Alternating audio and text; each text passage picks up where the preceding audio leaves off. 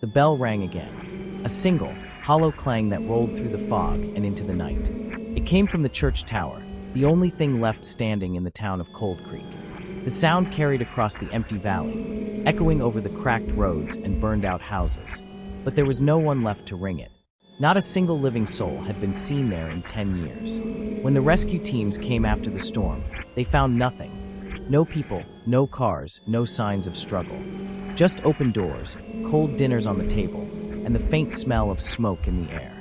Yet every night, at exactly 12:01 a.m., the bell rang once, deep and lonely, as if calling out to someone still listening. Last night, it rang twice. That was when Ethan Rivers, the only survivor ever found near Coldcreek, began to speak again. After a decade of silence in a mental facility, he finally whispered, "They're still there." The doctors leaned closer, but Ethan's eyes were wide, fixed on something far beyond the white hospital walls. Then he smiled faintly and said, "You can hear them too, can't you?" The lights flickered.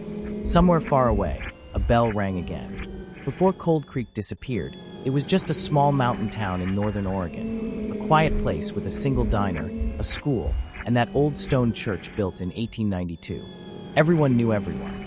The biggest news in years had been when the Rivers family moved in from Portland. Ethan's father, a history teacher, had wanted a simpler life. At first, life was calm. Mornings smelled like coffee and rain, and the townspeople often gathered at the church for community breakfasts. But in early October, strange things began to happen. The first was the fog. It wasn't the normal kind that came down from the mountains. This fog was thick, like milk, and it didn't move. It just stayed, wrapping around the houses and swallowing sound. People joked that you could lose your own voice in it. By the second week, some children stopped going to school because their parents were scared they'd vanish in it. Then came the power cuts. Every night around 11 p.m., the lights across the town would flicker and die, plunging Coldcreek into darkness. The local electrician couldn't find a reason.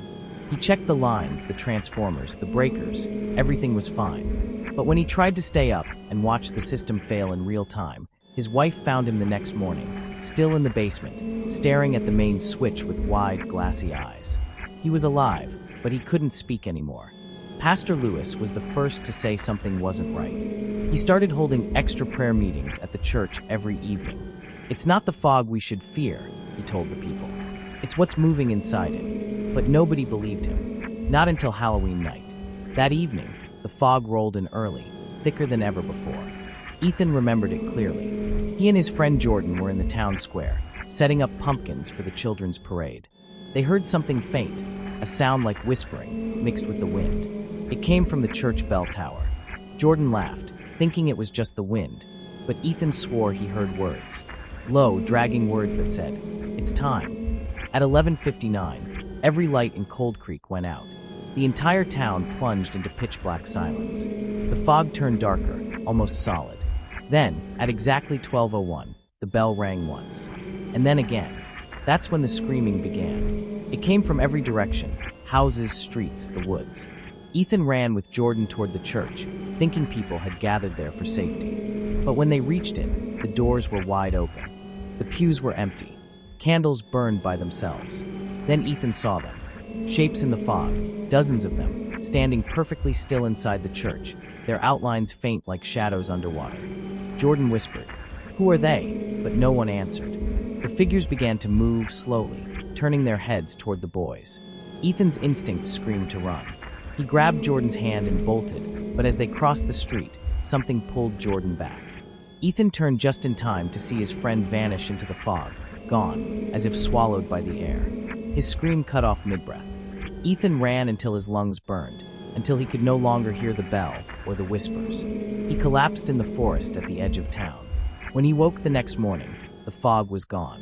The sun was shining, and Coldcreek, his home, was empty. Every house, every car, every living thing gone. The rescue teams arrived 3 days later after receiving strange emergency calls that consisted only of static and faint church bells. They found Ethan alone, wandering the woods, whispering the same thing over and over. They took them. He was the only one left. Years passed. The government fenced off the area, calling it an environmental hazard zone. Nobody was allowed near it. But people still came, urban explorers, ghost hunters, YouTubers. Some never returned. Last month, a new team of investigators entered the restricted zone. They brought with them high-end cameras, drones, and radiation sensors. They sent live footage to a stream viewed by thousands online. Everything was fine for the first hour. Empty streets, moss-covered houses, trees growing through windows. But when they approached the church, the feed glitched. The picture froze on the bell tower. Then the bell rang. And for a moment, the live stream showed people standing in the streets, hundreds of them, facing the camera, still and silent. The image flickered, then went dark. The connection never came back. That was 2 days ago. Tonight, the bell rings again. Only this time, someone answers it. The bell's echo stretched into the night, then faded, only to be followed by something else. A voice, low, trembling, and unmistakably human. Hello. It came from inside the church. The rescue team watching the monitors froze. The live stream had ended 2 days ago, but somehow, the feed flickered back to life for just a few seconds. The camera, still facing the church, showed the heavy wooden doors slowly creaking open. A beam of light spilled out through the fog, faint and trembling, like a lantern being carried by an unsteady hand. Then a shadow crossed in front of it. For a heartbeat, the viewers watching from around the world saw a figure, small, thin, and moving as if lost. Then the screen went black again. No sound, no signal, just the faint ringing of the bell, echoing once more. That same night, Ethan Rivers woke up screaming in his hospital bed.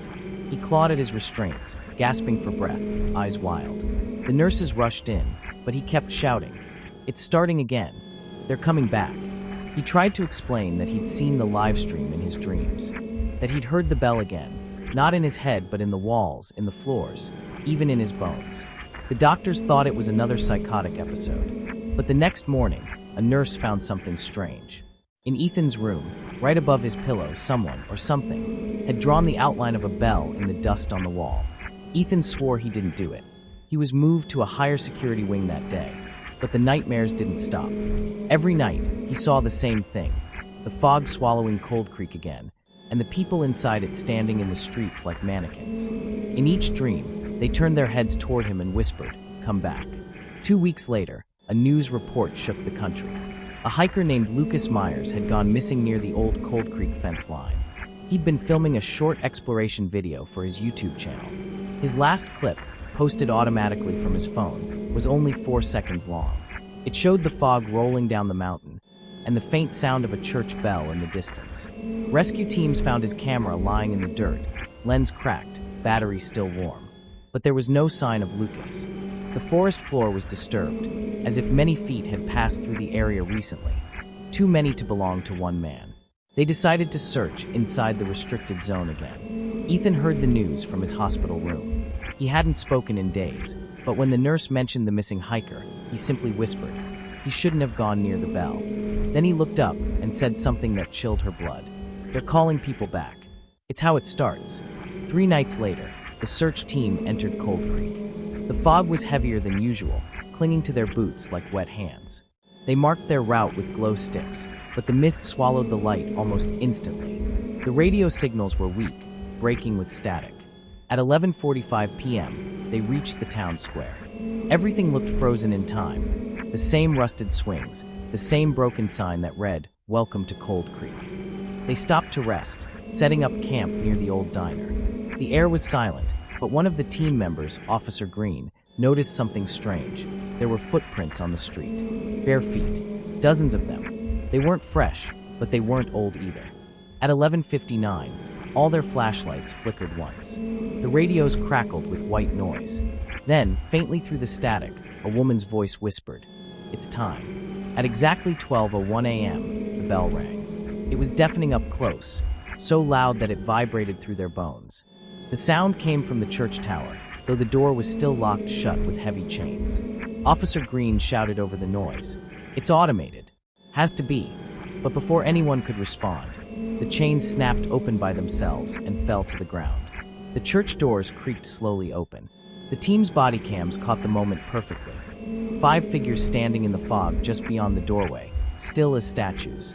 They looked human, but their faces were pale and smooth, like melted wax. Their eyes were dark hollows, and from their mouths came the faint sound of whispering. One of the men raised his weapon. "Stay where you are," he shouted. The figures didn't move. Then, all at once, they turned their heads in perfect unison toward the camera. Every light went out. The body cam footage ended there. When dawn came, the search team failed to check in. Reinforcements arrived hours later and found the entire camp abandoned. Their gear, their food, their vehicles, all untouched. The only thing missing were the people. Except for one. Officer Green was found sitting on the steps of the church, still alive, staring at the ground. His skin was covered in frost, even though the temperature was above freezing. When medics approached him, he whispered something again and again. "They're ringing for the living now." They tried to question him later, but he didn't remember saying it. The government sealed the area again, cutting off all access. But later that night, in towns miles away, people reported hearing the faint toll of a bell carried through the wind. Some said it came from the north. Others swore it echoed from inside their own homes. Ethan Rivers heard it too, even from behind his locked hospital door. He stood up, walked to the window, and whispered, "They've found a way out." As the night deepened, the sound of a bell rolled across the darkened city once more. But this time, it didn't stop at one ring. It kept ringing, again and again.